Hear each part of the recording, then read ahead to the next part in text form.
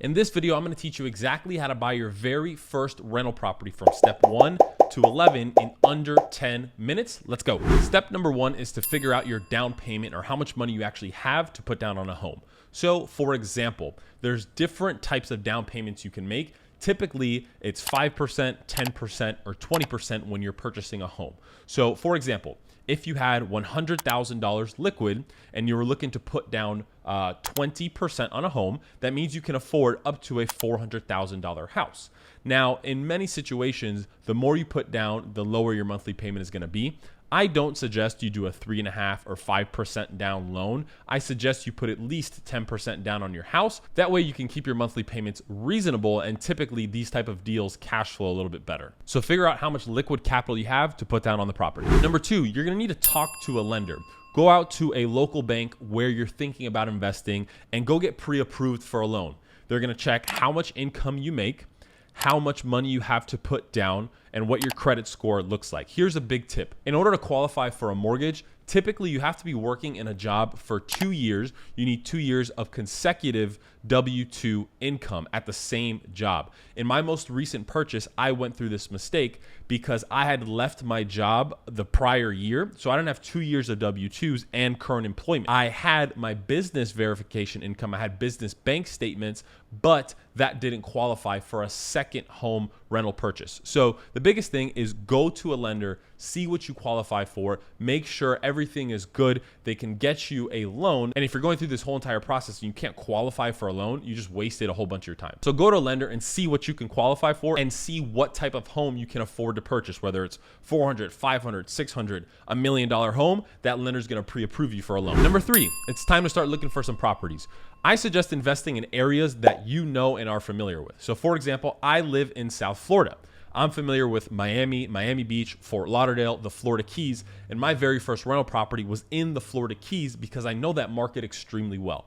I've been looking at home values, I've been looking at market rents, Airbnb rates. So you have to know all this information when you're looking at a property, what things have recently sold for. So invest in your neighborhood. Don't try to go to a different market out of state or too far in the state. So for example, if I'm in Miami and I try to look at properties in Pensacola, that's 10 hours away. I don't know that market as well as I know my backyard. Like for example, my street, I can tell you each home, what it's listed for, what it's rented for, what it's sold in the past, because I know my market. That's going to make you a better investor in your area. Know your location like the back of your hand, and that'll make sure you get a good deal and you don't get burned because you know the market, you know what things are trading for more or less. So go start looking for properties in your local area. I'd say within a radius of about 50 to 75 miles from where you live. This brings me to my next point, which is location.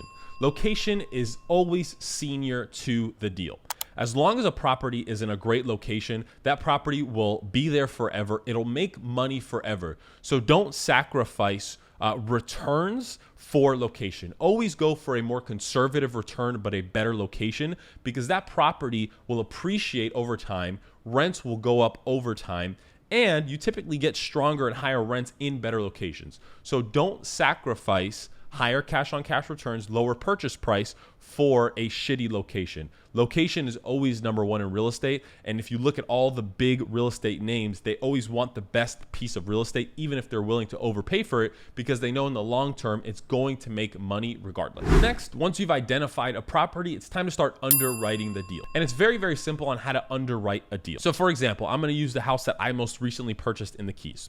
The purchase price was $525,000. So we put $105,000 down as our down payment. Now for this rental property, we're doing what's called a DSCR loan, a debt service coverage ratio loan, which is typically used for rental properties. And here's how you calculate it. So the loan size was $420,000. Now how you're gonna get approved for this type of loan is based on the market rents in the area. So let's go back to the example, $420,000.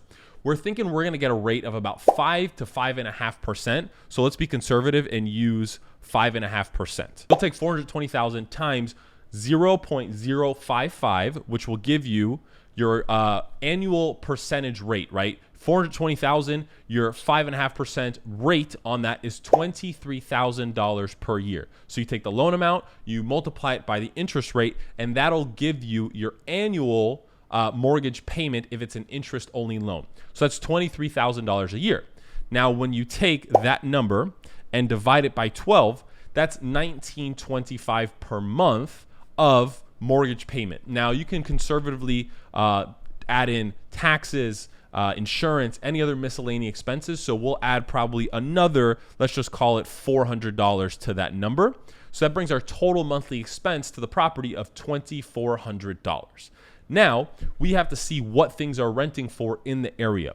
We think this property at $525,000 as a 2-bedroom house can rent for at least $5,000 per month. The Keys is an extremely hot market. So now what you do, you take 2335 number and you subtract it from 5,000. That gives you a total cash flow number of $2,665 per month. Now what you do is you multiply that number by 12 for 12 months in a year. That's a total return of $31,000 for the year net cash flow. And what you can do is take that number and divide it by your down payment, which was $105,000. $31,000 divided by the down payment of $105,000 gives you a total cash on cash return of 29%. So that is how you underwrite a deal. You have to find how much your monthly expenses are going to be, including the mortgage, utilities, taxes, insurance, etc. You put that all in your expenses column. You put the gross income, the gross rents, 5,000 times 12 is $60,000. That's $60,000. You take the gross income number minus the expenses minus your debt, gives you your free cash flow number. So that is how you simply underwrite the property. Once you figured out that this property is a good deal, what you're going to do is you're going to have to start making offers. Now, one thing I learned from my previous mentor is you can't make money on a deal you don't own. So you have to make a lot of offers. Don't be scared to make lowball offers. You can always go up.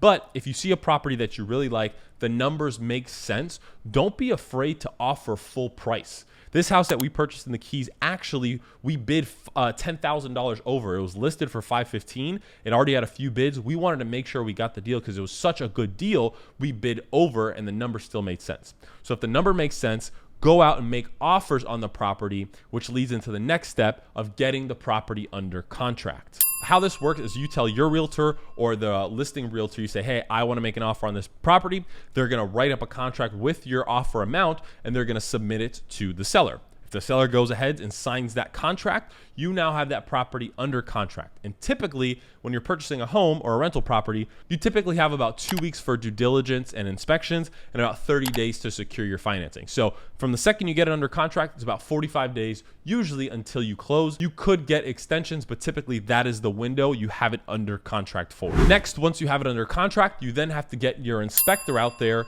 to look at the property, make sure there's nothing wrong with it. A typical home inspection is $400 to $500, depending on the size of the home. That's for about 1,000 to 1,500 square feet.